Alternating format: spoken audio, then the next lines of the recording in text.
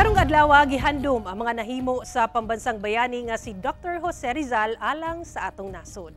Atong sayron kung paunsa kini gihandom sa mga Dabawenyo, pinaagi sa report ni John D. Esteban. Nganong holiday karong adlaw, December 30? Holiday karon kay hapit naman ang bagong tuig. Bakit po holiday ngayon? Ma'am, ano ba yan? Para sa Pasko natin. Unsa itong ginasaulog karong adlaw, December 30? Bonifacio, unsa ba?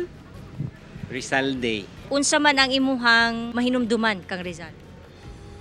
Ang kabataan ay pag-asa ng bayan. Matag December 30 kada tuig, ginahandom sa mga Pilipino ang kasumaran sa kamatayon ni Jose Protasio Rizal Mercado y Alonso Rialonda, umas ilado sa ngalang Jose Rizal, ang atong nasudnong bayani.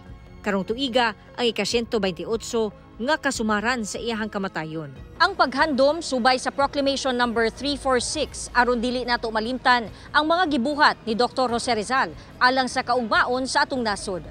Ang lokal nga panggamhanan sa Davao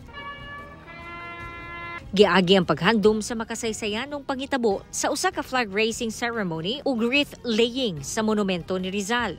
Guest speaker sa programa si Dr. Benedict Edward Valdez. Kinsa nagapahigayon og mga libreng medical services sa mga kabus. Usa na diha ang libreng eye surgery sa laing-laing lugar sa Mindanao. Iyang gihimug-atan ang kamahinungdanon sa pagpadayon sa mithi sa nasudnong bayani aron dili mausik ang iyahang pakigbisog aron matagamtaman ang kagawasan karon.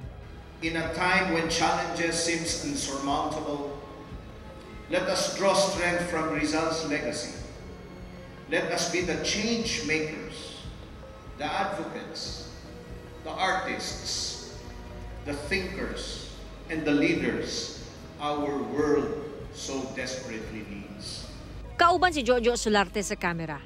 John D. Esteban. 1. Mindanao.